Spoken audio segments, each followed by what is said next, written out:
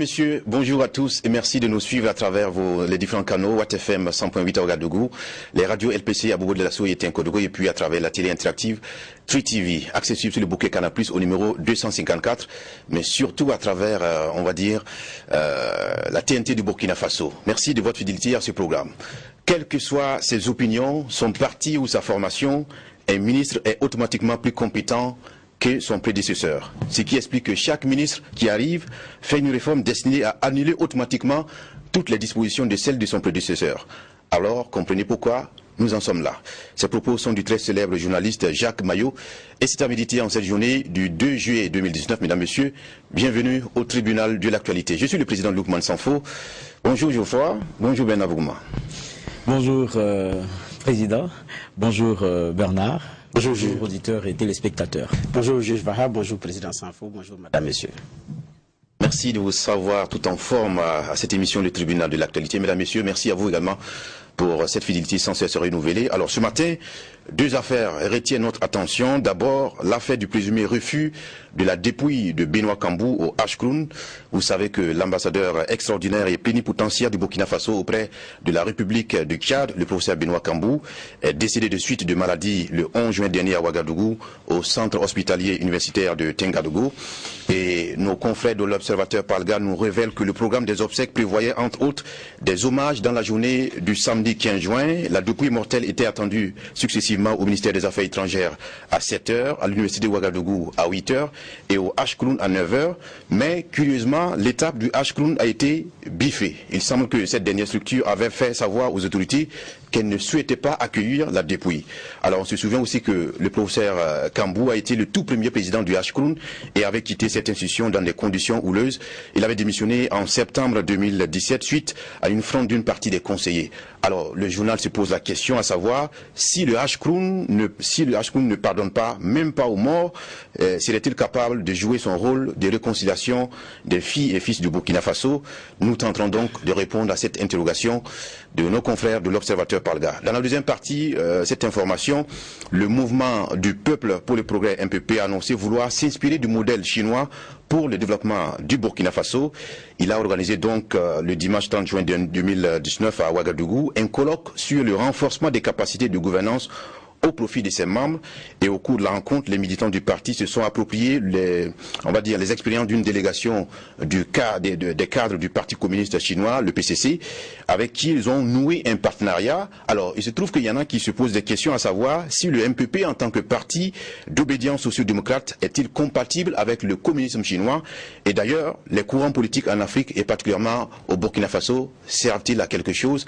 Nous tenterons aussi de répondre à cette interrogation, surtout avec l'œil vigilant du chef des desks politiques de Watt FM Tri TV, Bernard Bougma. Mesdames, Messieurs, voici la première partie de l'émission, les avant-propos.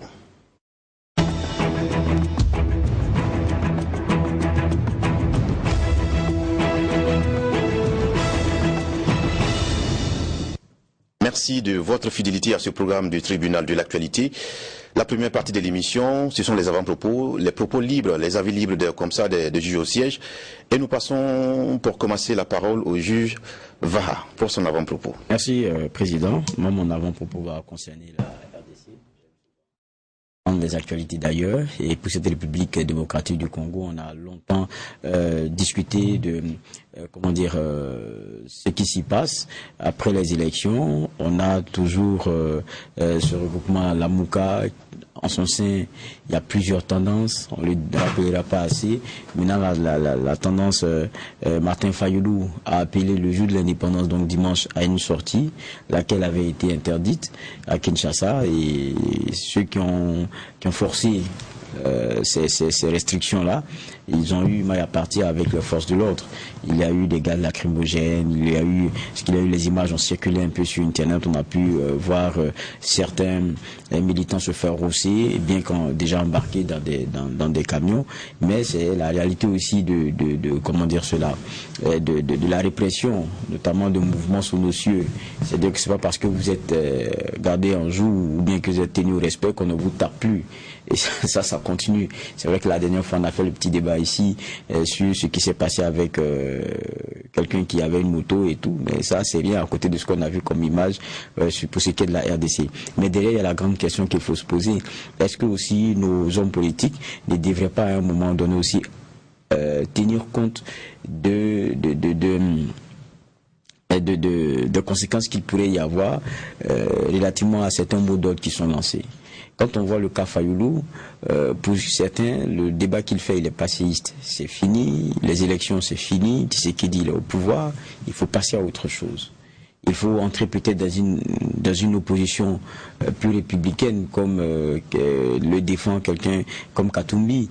Mais il y a que Fayoulou est braqué et arrêté sur les élections, et depuis, avec lui, le discours n'évolue pas. Mais à la vérité, c'est que la coalition qui a permis qu'il soit candidat, avec ce qu'il y a eu comme mouvement autour et puis dynamique autour du seul homme qu'il était, a permis de le réveiller et de le ramener aussi en politique. Ça fait qu'aujourd'hui, c'est ce sur quoi il surfe. Et à un jour d'indépendance, alors que c'est interdit, il demande aux gens de sortir. On a vu qu'à Goma, il y a eu quelqu'un qui est tombé. Et je pense qu'à la capitale, c'est une force, c'est un policier, si ma mémoire bonne, qui a été blessé grièvement. Donc à chaque fois qu'il appelle à des sorties, c'est comme ça. Maintenant, est-ce que on peut obliger aussi quelqu'un comme Fayoulou à passer à autre chose alors qu'il vit dans son tréfonds, comment dire ça, chaque jour il y a un genre d'injustice. Quand il regarde Tshisekedi, c'est sûr qu'il se dit voilà quelqu'un qui a pris ma place, il m'a volé ma victoire. On a entendu comment est-ce que le monde religieux qui est qui a une aura très forte en RDC a dit de façon très claire que les résultats qui avaient été donnés n'ont rien à voir avec ce qu'ils avaient pas devant eux, qui donnaient Martin Fayoulou vainqueur. Mais à un moment donné, est-ce qu'il ne faut pas faire comme Cellou Dalein Diallo qui a sauvé son pays d'un affrontement qui était très prévisible? Je parle du cas guinéen qui vraisemblablement était donné pour vainqueur, et il avait aussi, quoi qu'on dise, une bonne partie des Guinéens derrière lui qui étaient prêts à sortir pour ne serait-ce qu'un mot d'ordre, et on sait ce que cela aurait donné. Mais il a eu cette grandeur d'âme de dire à un moment donné, écoutez, c'est les résultats qui ont été donnés, acceptons-les, c'est une victoire qui est seulement reportée. Et ça a eu le mérite de rasséréner les choses, et tout le monde a reconnu sa grandeur d'esprit. Maintenant, il ne faut pas demander cela à tout le monde. On ne vit pas les défaites volées ou supposées volées de la même façon. Mais je dis toujours, à chaque fois qu'il y a des sorties, qu'on voit ces images-là et qu'on voit le nombre on fait le décompte macabre, c'est toujours pas intéressant. Mais est-ce que du côté de Fayoulou, il ne faut pas passer à autre chose? C'est la question que je me pose aujourd'hui à travers cet avant-propos. D'accord, merci à vous de vous intéresser à la situation de ce pays que nous suivons aussi de très près. Bernard Boumouan, c'est à vous pour votre avant-propos. Merci Président, j'ai deux avant-propos. Je vais aller à l'international avant de revenir terminer au niveau du Burkina. À l'international, les Togolais ont été appelés aux urnes pour les élections municipale 32 ans après, parce que la première c'était en 1987. En ce moment c'était Papa Yadema qui était effectivement au pouvoir, et donc qui est arrivé d'ailleurs en 1965 et qui a régné jusqu'en 2005, et bon, son fils a pris les choses en main jusqu'à présent. Et donc 32 ans après, le Togo était dirigé après les élections de 87, 5 ans après, en 92, ils n'ont pas pu organiser. Maintenant ils sont rentrés dans une affaire de délégation spéciale. Donc les communes ont été dirigées de façon spéciale et déléguées jusqu'à ces dates-là. Donc, compte tenu de la pression et puis de ce qu'il y a, bon, il y a eu une élection, il y a maintenant des élections municipales. L'opposition a pris part, sauf le principal parti qui a été à l'origine des manifestations de PNP, le leader était en exil. Le parti a refusé effectivement de prendre part. L'enseignement de l'histoire, c'est que ici, l'opposition togolaise fait comme le RDR dans les années 2000 en Côte d'Ivoire, en refusant de prendre part aux législatives pour aller prendre part aux municipales.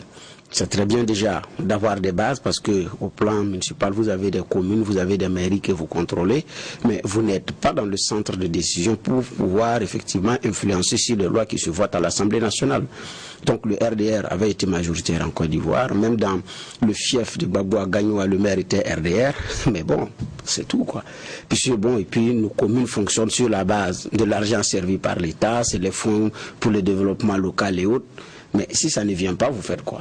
Donc, à un moment donné, vous-même, vous êtes bloqué. Donc, ça peut jouer même sur votre magistère. Mais c'est déjà bien de prendre part au municipal, à l'aune des résultats maintenant, pour avoir la force de frappe de l'opposition dans sa capacité à pouvoir contrôler plusieurs mairies. Et donc, déjà, pour pouvoir élargir ses bases, c'est déjà bien. Mais bon, il y a eu quand même un raté au niveau des législatives par rapport à cette politique africaine de la chaise vide dont sont habitués nos opposants. Donc ce qu'on souhaite, c'est que les choses se déroulent bien dans le calme et puis dans la transparence. Alors, l'autre avant-propos, j'ai dit c'est au Burkina, mais avec un pied de l'autre côté de la frontière, c'est Abidjan, où finalement le camp de la famille UPC, vous savez que c'était houleux entre les lions.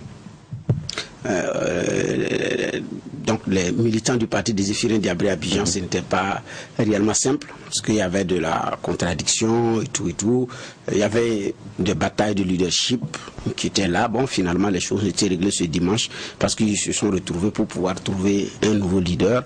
Et puis bon, je pense que les deux qui se querellaient, finalement, l'affaire a été réglée. Et donc c'est M. Bambara Bourema Michel qui a été désigné comme président de l'UPC Côte d'Ivoire, qui remplace M. Sonda Frédéric. Donc c'est ce qui s'est passé. Bon, si la sérénité, la cohésion est revenue dans les rangs des partis du parti des Zéphirin Diabré en Côte d'Ivoire, c'est une très bonne, c'est une bonne nouvelle. Parce que bon, c'était pas serein pour un parti d'opposition qui compte engranger de voir l'étranger. S'il y a déjà de la division dans les rangs, c'est pas bien. Donc s'ils ont pu parler d'une même voix et puis trouver une nouvelle direction, c'est bien. Donc on espère que réellement tout est revenu à la normale entre les rangs des militants de l'UPC en Côte d'Ivoire.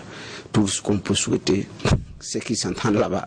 Parce que, surtout qu'ils sont de l'autre côté de la frontière, le MPP est parti à la conquête, le CDP va à la conquête, tout le monde va à la conquête. Si déjà vous n'arrivez pas à vous entendre par rapport au choix de ceux qui doivent vous incarner, ça va être très difficile également de pouvoir dire venez voter pour chez nous. Voilà. Donc, s'ils l'ont compris et puis remis les choses en ordre, c'est alors c'est tout mes deux avant-propos de ce jour. D'accord. Soyez-en remerciés, juge Bougma et juge Vara, pour ce tour d'horizon de l'actualité nationale et internationale à travers cette partie, les avant-propos. Mesdames, Messieurs, à présent, la première affaire de jugement de ce mardi 2 juillet 2019. Pourquoi la dépouille du professeur Benoît Cambou était indésirée au Ashkroun? C'est bien la question que se posaient nos confrères de l'Observateur Palga dans l'apparition, on va dire la dernière apparition du mois de juillet pour ce qui est de ce journal. Alors, Benoît Cambou, qui était jusqu'ici ambassadeur extraordinaire et plénipotentiaire du Burkina Faso auprès de la République du Tchad, alors il est décédé de suite de maladie le 11 juin dernier à Ouagadougou, au centre hospitalier universitaire de Tingadougou. Alors, le journal nous révèle que le programme des obsèques prévoyait entre autres des hommages dans la journée du 15 juin, et la dépouille était attendue successivement au ministère des Affaires étrangères, puisqu'il est ambassadeur, à 7 heures, à l'université de Ouagadougou à 8 heures, puisqu'il a également été enseignant au niveau de l'université de Ouagadougou, et enfin au Ashkroun à 9 heures, pour avoir été le tout premier président du Ashkroun. Mais curieusement, l'étape du Ashkroun a été biffée dans le programme officiel, et le journal nous dit qu'il semble que cette dernière structure aurait fait savoir aux autorités qu'elle ne souhaitait pas accueillir la dépouille du professeur Cambou. Alors on se souvient aussi que le professeur Cambou, qui comme le disait tout à l'heure, était le tout premier du Ashkroun, avait quitté cette institution dans des conditions houleuses jusqu'à ce qu'il démissionne en septembre 2017 suite à une fronde d'une partie des conseillers.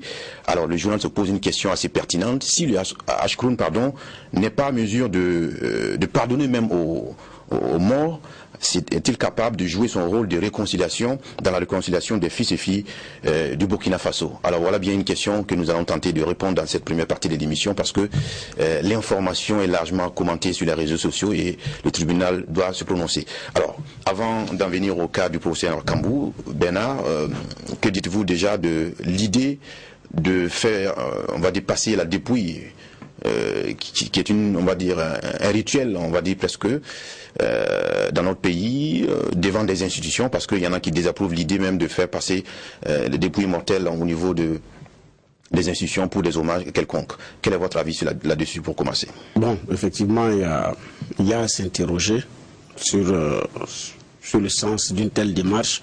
Effectivement, c'est un rituel. Je ne sais pas quel a été le choix qui a guidé. En général, le corps est exposé parfois dans la dernière institution où la personne a travaillé. Il y en a aussi pour des considérations religieuses refusent. Pour des considérations religieuses ou culturelles refusent toute parade. Donc, maintenant, il y a cette démarche-là, et ce n'est pas seulement au Burkina Faso où on le voit. Donc, Feu Salifou Diallo, on l'a vu, a été exposé, et puis bon, presque toutes les entités de la société burkinabé sont allées effectivement défiler pour lui rendre un hommage effectivement à la hauteur et à la dimension de l'homme. Et sur le plan culturel également, en fonction de votre rang social, il y a des honneurs spécialement qui vous sont dus. Donc qui arrivent à l'exposition du corps et qui fassent en sorte que d'ailleurs parfois les obsèques peuvent prendre plus de temps que d'habitude, que d'ordinaire. Donc ça, ces choses-là, culturellement, on voit ça souvent en fonction également des appartenances ethniques, pardon. Ce n'est pas les mêmes rituels. Voilà. Maintenant, aujourd'hui, nous sommes dans une autre phase, on parle de la République, qui doit effectivement avoir un caractère laïque, donc une autre façon de faire, qui n'a rien effectivement à voir avec les éléments culturels et ou religieux. Voilà. Maintenant, effectivement, les appréciations divergent sur ce point-là. Mais en général, c'est fait en accord avec la famille. Voilà. Donc, voilà qu'on en arrive là, mais c'est une lecture et une position que je ne voudrais pas trancher. Je ne voudrais pas dire ça c'est bien, ça c'est pas bien, parce que je dis sur ces questions, je préfère rester prudent parce que je ne sais pas pu avoir quelles sont les motivations, parce que ce n'est pas la première fois qu'une personnalité est exposée, soit depuis exposée au niveau du service. Ce n'est pas la première fois.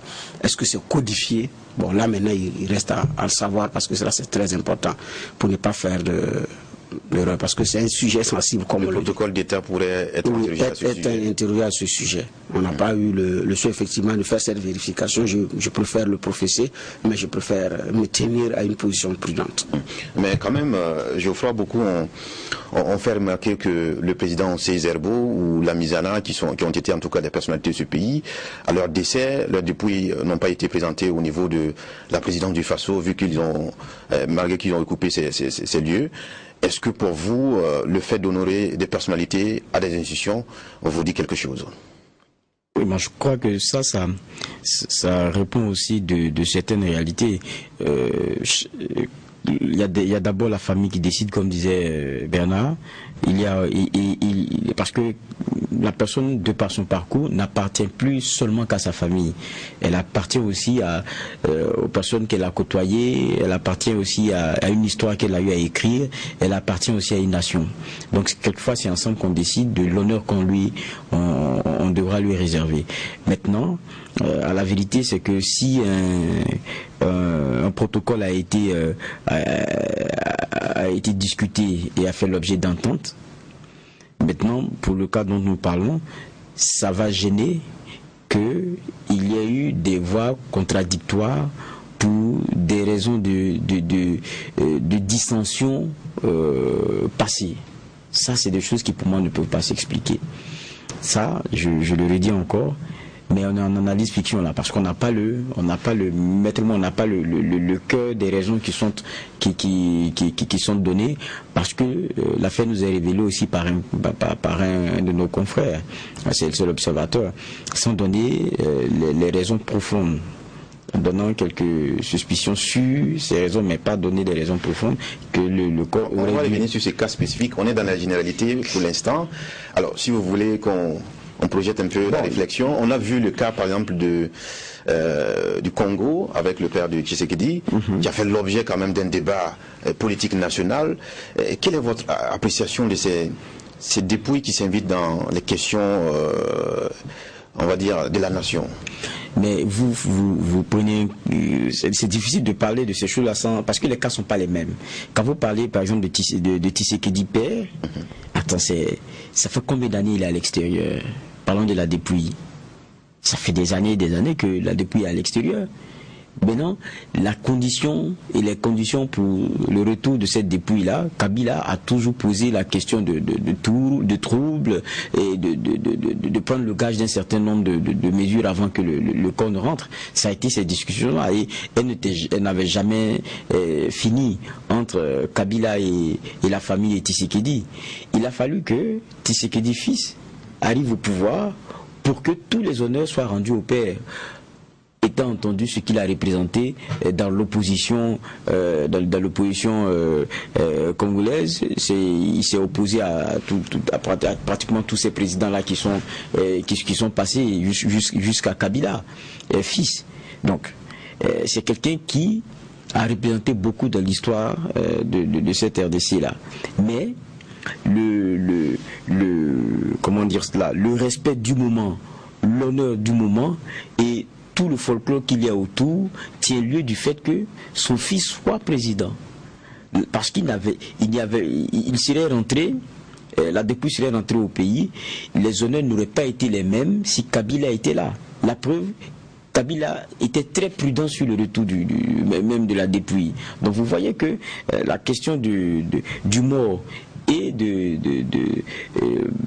ce qu'on pourrait mettre comme folklore ou comme habillement ou comme organisation pour son accompagnement à sa dernière demeure dépend très souvent quand il s'agit de politique ou il s'agit de personnes publiques. Ça dépend de ses liens avec ceux qui sont aux décisions au temps T. Et c'est comme ça. Le cas congolais, comme vous le disiez tout à l'heure, est assez symptomatique de cette réalité. Bernard, sur cette question, les gens disent simplement que c'est le mystère africain qui se déteint dans la République, alors que ces choses doivent être distinctement séparées. Ce qu'ils disent, c'est vrai, mais est-ce qu'ils sont allés chercher que dans les lois françaises, dans les pratiques de la République française, il n'y a pas des éléments culturels et traditionnels de ce peuple-là qui s'est invité dans certains éléments de la République? Est-ce qu'ils sont allés chercher à vérifier ces choses-là? L'Angleterre, c'est un pays qui est fortement rattaché à la tradition. Pourquoi l'Angleterre a refusé de rejoindre l'euro et a conservé sa livre sterling? C'est pour des considérations culturelles. La reine d'Angleterre, elle est là. Maintenant, vous avez un premier ministre. Mais la reine d'Angleterre escorte en quoi? C'est pas des chevaux et des calèches. Est-ce que parfois, c'est pas tout le monde que c'est des limousines, hein? Au XXIe siècle, oui. Ah oui, nous sommes dans quel siècle? Non. Il y a à savoir faire effectivement un savant dosage. Les Japonais jusqu'à présent saluent comment? Est-ce que c'est une poignée de m'efforcement? Quand ils sont élus dans l'Assemblée, quand ils s'élèvent, ils saluent pas l'Assemblée comme ça. Mais c'est comme ça. C'est culturel, non? Non. Si les éléments culturels peuvent permettre une bonne conjugaison pour que la démarche républicaine puisse aller sereinement, sans froisser, moi je ne vois pas effectivement où effectivement ces choses se trouvent. Parce que chaque peuple a ses valeurs intrinsèques, cardinales, sur lesquelles on ne transige pas. Donc, mais ici même le salut pose problème. Oui. Quand vous vous mettez dans une telle posture pour saluer quelqu'un, on dit non, c'est dépassé. Quand nos sœurs se mettent dans une certaine position, on dit que c'est une position de soumission. On dit non, c'est le salut qui incarne la féminité et ce salut incarne la masculinité. Point. Ce n'est pas un rapport de soumission, mais bon, ça a été pris autrement. Les gens ont dit bon, c'est une soumission. Bon, c'est difficile de rentrer dans ces considérations sans prendre parti. En fait, c'est la réalité des cas. Mais ce sont des valeurs qu'on aurait pu effectivement valoriser pour qu'on puisse comprendre les gestes et les symboles qui se cachent derrière sans forcément dire que bon, on est dans la position du dominant ou du dominé, parce que quand on arrive à donner on passe à toute autre chose. Maintenant, dans cette situation, c'est comme je l'ai dit, dans chaque pays, il y a de la tradition qui est attachée.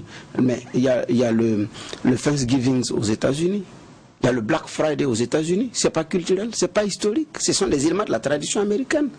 Même si c'est un pays qui regorge effectivement des gens qui ont quitté d'autres territoires pour venir chasser les autochtones pour s'installer, il y a des valeurs traditionnelles qui ont été conservées et qui remontent jusqu'à certains qui sont venus de l'Angleterre ou de la France avec. Donc, d'où venons-nous? Donc un peuple qui n'a pas d'histoire, donc on n'a qu'à à partir du fait qu'on dit, bon, c'est devenu la République, case à zéro, finalement, on est là sans identité, on ne sait pas où on va. Non, donc, autrement dit, un homme même mort peut avoir des enjeux pour une nation. Mais des enjeux pour une nation, là, vous le dites si bien. Mais pourquoi? Mais les enjeux pour une nation, prenons le Panthéon en France, c'est des enjeux pour une nation. Mais il y en a qui, le Panthéon, après on exhume et puis on envoie là-bas. Pourquoi? Mais le Panthéon, c'est le rayonnement de la France. C'est, comment on appelle ça? Vous vivez, on dit que vous êtes admis à l'Académie française. Qui sont ceux qui sont admis à l'Académie française? C'est pas n'importe quel Français. Qui sont appelés les immortels d'ailleurs. Vous devenez immortel. Et après, vos restes même sont exhumé et transféré au Panthéon. Un de mes professeurs de philosophie me disait que lui, c'est que viendra un jour où les restes de Mitterrand iront au Panthéon. Il dit, lui, c'est pas qu'il encense l'homme, mais pour ce qu'il était pour la France, et puis, avec le recul, viendra un jour que les restes de Mitterrand pourraient peut-être rejoindre le Panthéon. Mais ça, c'est une démarche nationale, non? Donc, je sais pas, c'est une autre façon pour la France, effectivement, de reconnaître le mérite de ces hommes-là, même après leur mort. Mais pourquoi on fait des décorations à titre posthume? Donc, pour le rayonnement et tout, et pour ce que la personne a été, je pense qu'il y a des choses qui vont avec. Maintenant, j'ai dit, chaque peuple a ses valeurs. La plupart de nos éléments qu'on appelle républicains, nous sont venus pratiquement de l'autre côté. Les symboles de la République, la façon de décorer les gens, la façon dont nos juges sortent et s'habillent. On va prendre le pas sur nos réalités. Voilà. Maintenant, on pouvait effectivement faire en sorte qu'ils puissent avoir une bonne intégration. On n'était pas peut-être obligé de nous habiller, que nos juges s'habillent à la façon des juges français. On n'était pas obligé. Que nos prêtres les habillent, même s'il faut conserver le style vestimentaire, la tenue, la qualité du tissu et tout, ou bien les symboles, on pouvait, voilà. Maintenant, il y a un aspect fondamental qui fasse qu'on puisse conserver l'essentiel, qu'on rend justice ou dans le milieu religieux. Mais cet aspect fondamental-là, ça, on ne peut pas l'enlever. La forme de l'habit, au moins pour qu'on reconnaisse que si vous êtes dans cet accoutrement, vous êtes un juge. Maintenant, à partir de couleurs, on dit, ah, c'est un juge burkinabé, mais puisqu'il y a une universalité quand même qui est là. Donc la toge et puis la coiffe, bon, il y a des éléments qu'on peut conserver. Ça, c'est l'essence. On reconnaît, voilà. Maintenant, donc dire que il faut faire table rase, là bon, là je suis pas désolé, je suis pas d'accord, parce que ceux qui nous ont envoyé ces éléments là également les ont pris dans des éléments culturels, dans leur tradition. Les pays orientaux, la Chine, le Japon ont su faire effectivement un bon alliage entre les éléments venus d'ailleurs et les éléments de leur tiroir pour pouvoir faire un mélange, et ce qui fait que ça ne gêne pas les autres, qu'un monsieur se soit en costume cravate et puis par ça se mettre en position lotus devant la statue de Bouddha, ou bien pour faire son yoga. Mais voilà, et voilà quoi. Mais je pense il faut une réaction rapide. Oui, puisqu'on parle encore de généralité sur le respect des morts et souvent de ceux qui ont marqué historiquement leur passage. Et quand on prend le cas Madiba, il n'y a pas ce monde-là qui voulait se faire raconter comment les choses allaient se passer au stade. Ils y étaient tous. Ils y étaient tous. Donc ça veut dire qu'il y a ces valeurs-là qui sont transversales à toutes les cultures. Le respect qu'on a pour les morts, et puis pour souvent ceux qui ont marqué le temps, qui ont marqué leur temps. Et ça, c'est comme ça. Mais on n'enterre pas Madiba comme on aurait enterré Doué à un moment donné où il était en train d'être, il avait son corps en train d'être... Parler de Samuel Doe. Oui, son corps en train d'être éparpillé dans la ville. Parce que en ce moment-là aussi c'était autre chose, c'était notre réalité. Donc je veux dire que à des moments il y a la réalité de celui qui est au pouvoir, et à la grandeur de celui qui s'en va, il y a le contexte de l'accompagnement. Et ça, c'est comme ça. D'accord, merci pour ces généralités. On en vient maintenant au cas spécifique de feu Benoît Cambou. Alors, le journal L'Observateur Parga nous dit que dans le protocole, les hommages prévus, c'était d'abord un passage au niveau du ministère des Affaires étrangères, ensuite à l'université de Ouagadougou et enfin au H-Kroun. Alors, la dernière partie a été biffée. On ne sait pas si c'est une décision unanime de tous les conseillers du H-Kroun, mais en tout cas, finalement, ça n'a pas été retenu. Alors, d'aucuns disent que du fait que Benoît Cambou, de son vivant, a été combattu jusqu'à ce qu'il prenne la décision de démissionner, c'est tout logique qu'on ne puisse pas le recevoir au H-Kroun. Autrement dit, ce serait de l'hypocrisie. Quel est votre égard? Oui, effectivement, je m'attendais de même à un autre rendez-vous, parce que je crois qu'il a été juge constitutionnel. Et ça, c'est un haut lieu, parce qu'on les appelle les juges suprêmes, les grands juges de la République. Moi, je m'attendais également à un rendez-vous à ce niveau. Bon. Maintenant, pour revenir, effectivement, jusqu'à présent, les interrogations demeurent sur pourquoi est-ce que l'escale Ashkouroun a été buffé. Nous n'avons pas pu engranger grande information par rapport aux raisons qui ont prévalu à ce que ce rendez-vous soit un rendez-vous manqué. Mais si c'est effectivement les raisons avancées, si les raisons avancées par le journal de Nakibéo sont vérifiées, bon là il faut dire que bon, d'abord vu le contexte culturel en tant qu'Africain et surtout burkinabé, bon il y a quand même un pas de franchi pour une institution qui travaille beaucoup plus dans le cadre de la réconciliation. Donc, et on avait vu la bataille arrangée quand M. Kambou y était, avec tout ce que cela a emporté comme conséquence. Finalement, il a été obligé de tirer les conséquences de la situation, parce que même les partenaires du Ashkouroun étaient rentrés dans la danse sur cette affaire-là. Maintenant, de là, après son décès, que les contradictions puissent être exacerbées, bon, il n'y a quand même pas de franchi. Pour rappel, il y en a qui ne venaient même plus au Ashkouroun, qui avaient dit tant qu'il sera président, il ne venait pas aux sessions, il venait même pas du tout.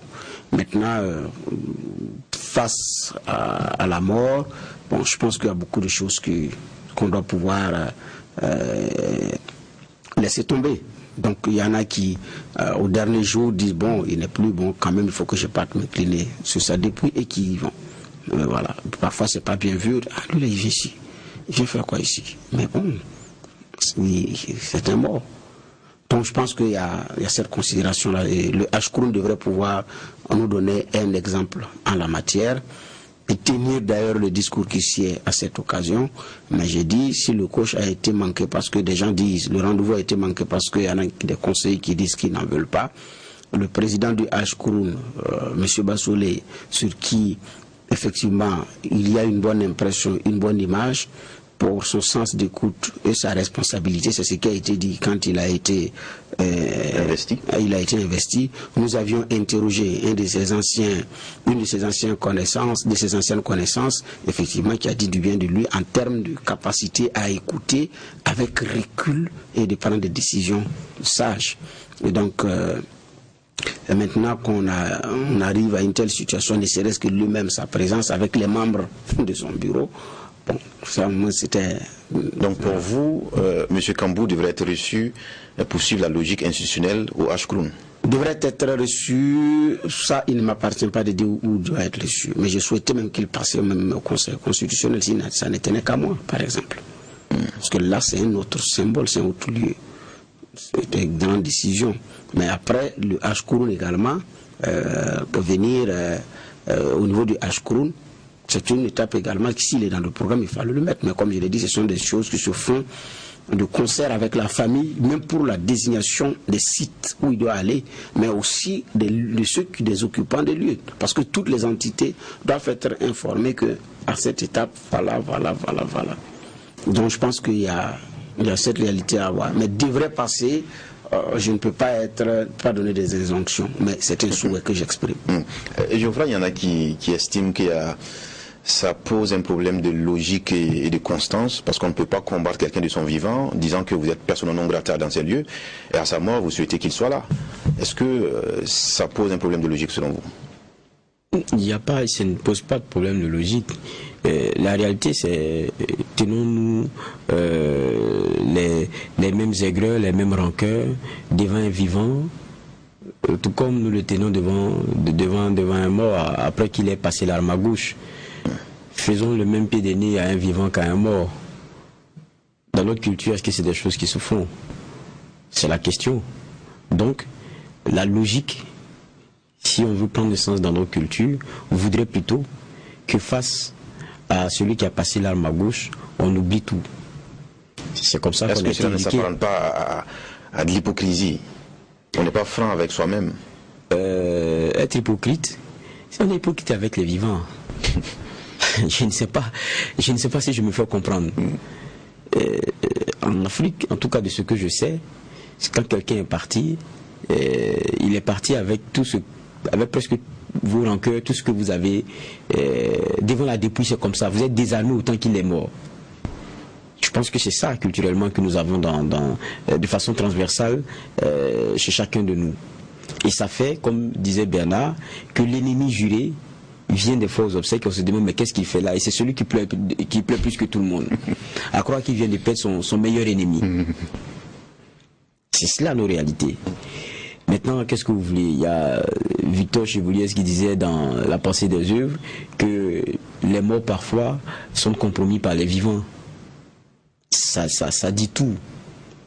Et pour moi, si, et je ne sais pas les raisons, et je dis encore, si c'est pour des dissensions passées qu'on refuse que sa dépouille passe par là, c'est qu'il y a un problème. C'est que les gens ont manqué le coche de prendre de la hauteur. Parce que dans notre contexte et dans nos réalités culturelles, ce n'est pas comme ça. Et c'est ce que moi je pourrais dire là-dessus. Maintenant, reste qu'il faut dire encore les choses, c'est que rien n'a été dit dans ce sens.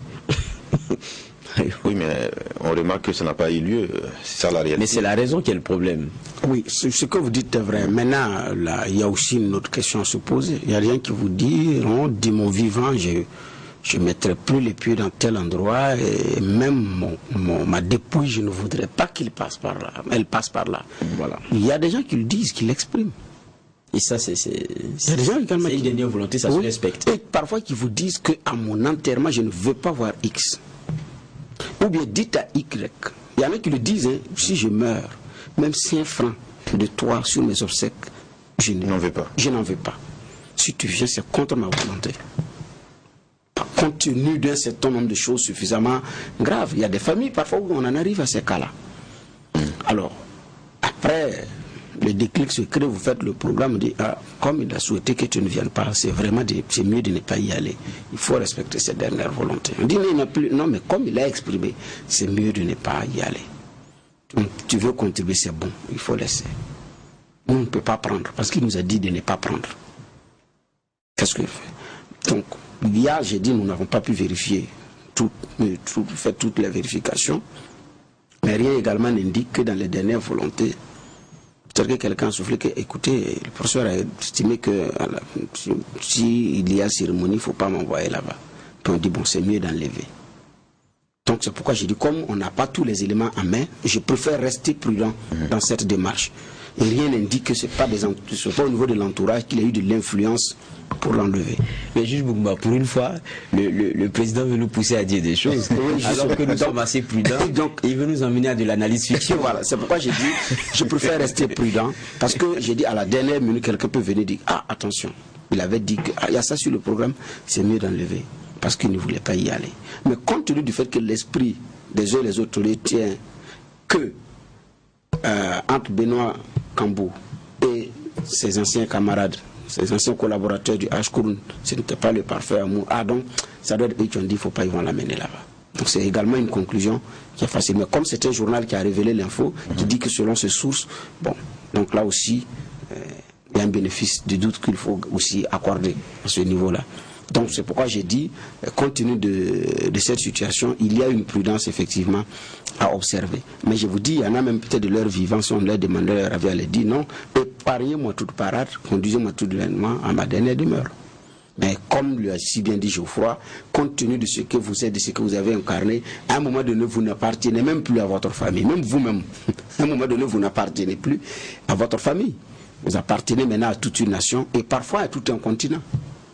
Voilà, donc je pense qu'il y a des dernières volontés parfois qui ne sont pas respectées. La Jamaïque et le cas Bob Marley est une illustration. À 60 ans, l'homme voulait venir vivre au Ghana. Mais après, quand les 60 ans ont été sonnés parce qu'il est mort avant, bon, les démarches, la Jamaïque a négocié avec le Ghana pour qu'il reste en Jamaïque pour des considérations touristiques parce qu'il y a autre chose là derrière. Et puis la famille a accepté. Mais donc, ce sont des éléments, j'ai dit, fragiles, et les cas n'étant pas les mêmes, il y a un recul à voir. D'accord. Alors, il y a, au-delà de la question de M. Kambou, l'autre volet de la question, c'est la capacité du Ashkroun à conduire la réconciliation nationale au regard des dissensions internes, de la gouvernance qui est souvent mise en cause avec ce qu'on a pu voir avec M. Kambou. Aujourd'hui, même les dossiers qui sont en examen au niveau de cette institution-là, d'aucuns en viennent à conclure au regard de cette information que c'est une institution inutile, budgétivore et qui depuis peine à apporter une plus-value au niveau de la réconciliation. Votre regard rapide. Bon, mon regard rapide, c'est que déjà quand on regarde les domaines de compétences, pour peut-être, diraient certains, les profanes, il y a un genre de domaine de définition qui se marche dessus avec d'autres institutions. Ça a été ressorti plusieurs fois. Maintenant, vous avez vu le Ashkroun qui, à l'occasion de ces rencontres, devant la presse, n'a pas manqué de rappeler ses problèmes de moyens. Alors que vous avez souvenance que lorsqu'on parle de rationalisation, il y en a beaucoup qui disaient déjà qu'il y a beaucoup d'institutions sur laquelle il va falloir mettre une croix parce que pour elles sont budgétivores et tout. Maintenant, est-ce que le Ashkroun ne travaille pas? Je ne crois pas. Parce que quand vous avez vu l'affaire des radiers qui passaient sur nos plateaux ici, la plupart des bonnes considérations qu'il y a eu et des rapprochements avec les autorités, cela s'est fait par le biais du Ashkroun. Beaucoup d'autres dossiers de personnes que nous avons rencontrées sur ce plateau nous ont rappelé le travail qui a été celui du Ashkroun, notamment dans les questions de médiation, dans les questions de rapprochement, dans les questions d'implication pour faire bouger les lignes. Donc, c'est clair que c'est un conseil c'est une institution qui travaille. Maintenant, je dis encore, quand les domaines définis sont définis tels que nous les comprenons et que nous voyons qu'il y a un peu des plates-bandes dans lesquelles on se marche dessus, on a l'expression que les prérogatives de celui-ci sont un peu les prérogatives de notre institution, on ne fait pas bien les lignes de démarcation, ça devient vraiment problématique. On se dit, est-ce qu'il n'y a pas un genre de doublon, est-ce que et ça, moi, c'est des questions qui méritent profondément d'être posées. Pas forcément pour le Ashkroun, mais peut-être pour d'autres institutions pour lesquelles il a été marqué de façon très claire qu'il faut qu'on les annule. Alors, Bernard, clairement, cette information a amené certains à vouer aux hégémonies, en tout cas, le Ashkroun. De votre égard, est-ce que le Ashkroun est une institution inutile? Bon, en fait, je pense que ce n'est pas de la responsabilité du Ashkroun. C'est celui qui a envoyé le Ashkroun ici qui doit répondre véritablement à cette question. Vous avez mis en place le Ashkroun, pourquoi? Donc, c'est la transition qui a enclenché. Et même les membres étaient désignés sous la transition. Et donc, Benoît a été envoyé sur la liste de la présidence du FASO, donc la liste de Michel Kafando. Donc, certaines autres entités, le CNT a fait envoyer des gens, la primature. Donc, en réalité, vous avez cette composition-là qui a été mise en place, cette structure qui a été mise en place avant que les ROC ne prennent en main la direction du pays. Donc, il y a un travail effectivement de définition des enjeux et tout à faire. Et donc, c'est ce qui, effectivement, a fait que nous sommes arrivés à la création du Ashkroun. L'on se rappelle aussi des interventions du président de la Commission nationale de conciliation qui a été l'ancêtre du Ashkroun, donc Monseigneur Paul Ouedraogo, qui parlait de cette corbeille de plus de 5000 dossiers qu'il fallait vider avec diligence. Et donc le Ashkroun venait comme cette structure-là qui allait proposer les mécanismes pour diligenter certaines affaires, évacuer certaines affaires. Maintenant, il y a quelqu'un qui est là qu'on appelle le politique, qui regarde et en fonction d'un certain nombre de choses fait des appréciations et donne les moyens pour pouvoir le faire. Les femmes de l'affaire Legama Logo, elles ont été, c'est un dossier géré par le Ashkroun, elles ont été indemnisées, mais il n'y a pas eu de communication dessus. Il y a en gros 2 ou 3 mois, il n'y a pas eu de communication là-dessus, alors que c'est une actualité à Bobo qui avait cristallisé les attentions quand Sali a été maire de Bobo Dioulasso. Maintenant, il y a d'autres dossiers qui ont été gérés sans grand bruit. Il y a d'autres grands dossiers également qui attendent, mais tout ne dépend pas de ceux qui sont allés se réunir.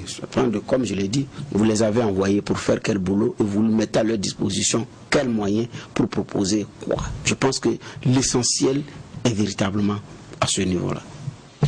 D'accord. Merci à tous les deux pour votre lecture sur cette première affaire. Ce qu'on peut retenir, c'est que nous allons inviter le président du HCROUN, M. Benoît Cambou, à bien produire un communiqué pour soutenir clairement les Burkinabés. Non, Monsieur le Président. Oui. Ce n'est pas M. Benoît Cambou. Pardon, Léandre Bassolé, autant pour moi.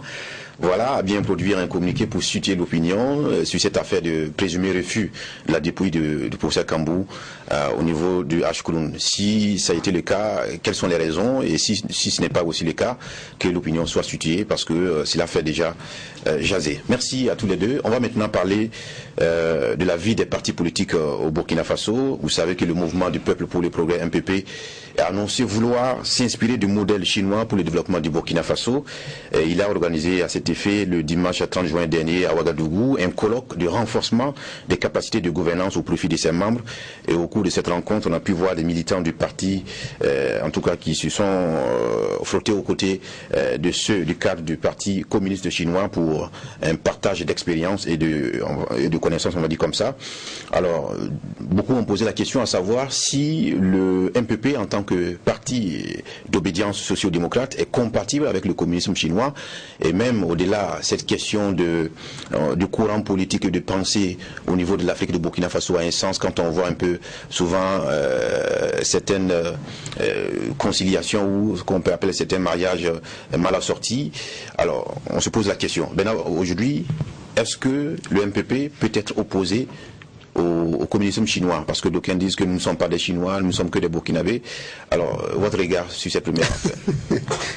Nous ne sommes pas des Chinois, nous sommes des Burkinabés, oui.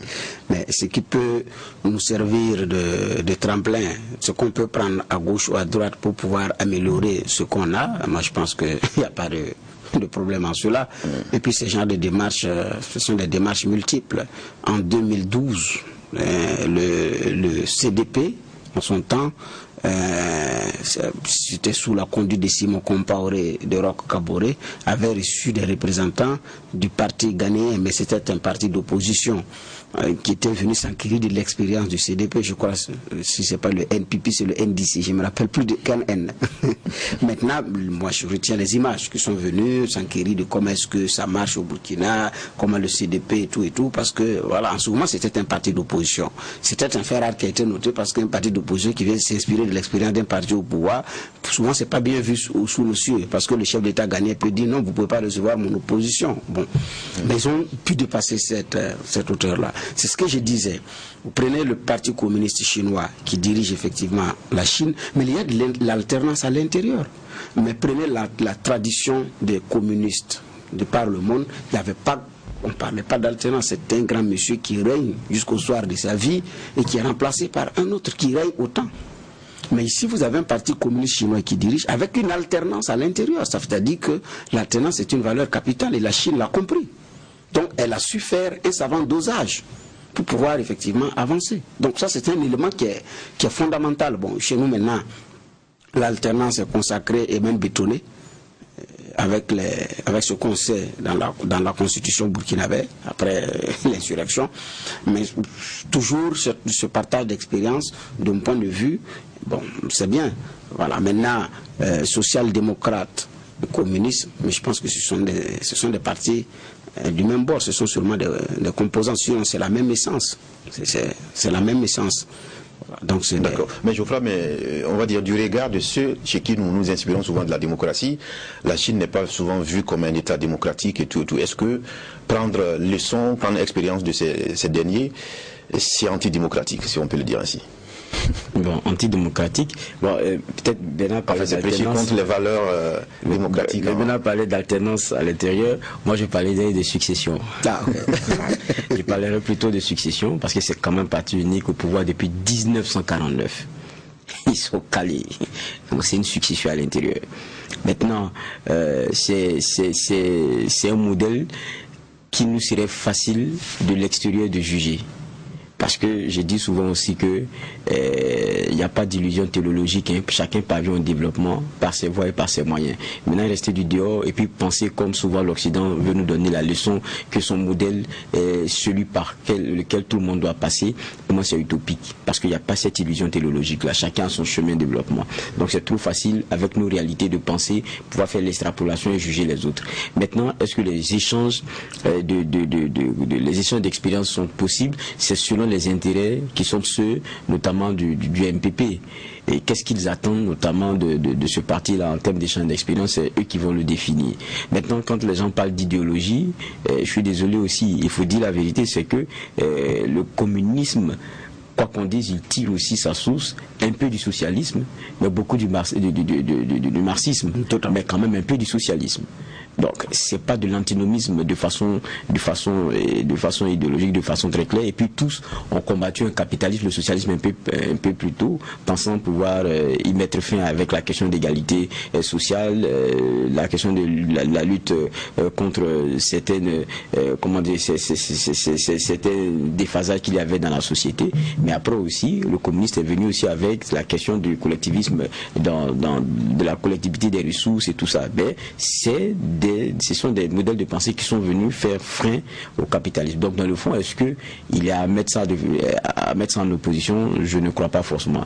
Maintenant, il y a un parti parti unique qui est en Chine, sur lequel on peut avoir toutes les critiques au pouvoir depuis 1949, qui n'a pas d'alternance, mais qui a une succession en interne. Est-ce que c'est ce que le MPP veut rêver? Et puis c'est quand même aussi, ils sont à 89 millions de membres. Ils étaient à un moment donné, jusqu'en 2011, le parti qui comptait le plus de membres au monde. Maintenant, je pense qu'ils ont été dépassés par les Indiens du BP. Quoi, il y a un partenaire, Brahamia, quelque chose là, qui lui a dit qu'il compte 110 millions de membres. Bon, peut-être que le MPP rêve avoir tous les burkinabés dans son escarcelle, et puis voir un peu avec le Parti communiste chinois comment est-ce qu'ils travaillent à pouvoir avoir tout cela. Mais je pense que si on leur prêche les méthodes, je ne pense pas qu'ils acceptent de les prendre. Alors, Bernard, on a parlé de formation des cadres du MPP à travers cet échange-là. Des coins estiment que c'est vrai que le MPP, c'est un jeune parti de 5 ans, mais en même temps, c'est un parti transfuge du CDP qui a 27 ans d'expérience politique. Alors, d'aucuns estiment que si les choses étaient bien conduites, ces derniers pourraient être des exemples pour l'Afrique, être aussi des repères pour le reste du continent, plutôt que d'aller s'abreuver au niveau des communistes chinois. Non, sur le plan politique, rien ne dit que... Je dis, sur le plan politique, rien ne dit que le CDP... le MPP, les deux sont pratiquement les mêmes. Je parle de l'essence. Donc, ne sont pas des exemples en termes de politique, pas de politique. J'ai dit qu'un parti d'opposition était venu pour s'inspirer de l'exemple CDP. Et donc, je ne parle pas maintenant au niveau du MPP. C'est vrai, ceux qui sont au MPP sont venus du CDP, plus de 27 ans de compagnonnage et tout, mais c'est aussi oublier qu'il y a des jeunes qui ont commencé leur carrière politique qu'au MPP. Ils sont nombreux, qui n'étaient pas dans d'autres partis politiques ou qui étaient en train de le regarder, mais qui ont commencé là-bas. C'est leur point de départ. C'est leur point de départ. Et donc ces messieurs aussi ont besoin d'être outillés, pas aussi bien par leur mentor, par leur ténor, mais aussi avoir une expérience qui vient d'ailleurs. Parce que le Burkina ne va pas s'arrêter après le départ de leur baron. Donc je pense qu'il ne faut pas résumer les choses à leur plus simple expression. J'ai dit, lui il a parlé de succession à l'intérieur. L'originalité, c'est qu'il y a quand même un changement à l'intérieur. La même personne n'est pas gardée pour longtemps. Après on change, on dit bon, on fait une élection interne pour une succession, mais il y a quand même un changement. Ici on a quelqu'un qui a régné depuis et on est en démocratie. Ils ont fait le choix, ils ont dit parti communiste chinois. Donc quand on dit que ce n'est pas un modèle de démocratie, la Chine ne s'est jamais réclamée pays démocratique. C'est pas parce qu'elle n'a jamais réclamé, elle dit c'est un parti communiste chinois. Maintenant, elle dit que ce n'est pas un exemple de démocratie, comme si la Chine même revendique la démocratie. Bon, maintenant, il y a des éléments démocratiques qui alimentent le parti communiste chinois, et ça, ce sont des éléments tangibles. Voilà. Maintenant, pour revenir à ce partage d'expérience, oui, on apprend toujours de l'autre. Il n'y a pas de science, on n'a pas la science infuse. Et puis voilà. Et le CDP, ou bien vous voulez le MPP, ce n'est pas aussi le plus ancien parti du continent africain. Il y en a un des plus vieux que ce parti-là. Le PDCI à côté, ça fait combien d'années? Le PDCI et la DFRDA du Burkina. Mais la DIA prend toujours de la leçon, non? Mais donc ce n'est pas l'ancienneté qui fait qu'on ne doit pas toujours effectivement aller chercher des leçons. D'accord. On retiendra que la formation en politique est conseillée et vivement recommandée. Et cette collaboration avec le Parti communiste chinois n'est pas, en tout cas, à rejeter parce qu'il pourrait avoir des avantages, comme diraient les juges au siège à cette émission. Merci à tous les deux. On s'arrête là pour aujourd'hui. Mesdames, Messieurs, merci de nous avoir suivis. On retrouve demain, mercredi, pour la 3e convocation de la semaine du tribunal de l'actualité. Que la paix nous fasse la guerre, que la guerre nous fasse la paix. Au revoir.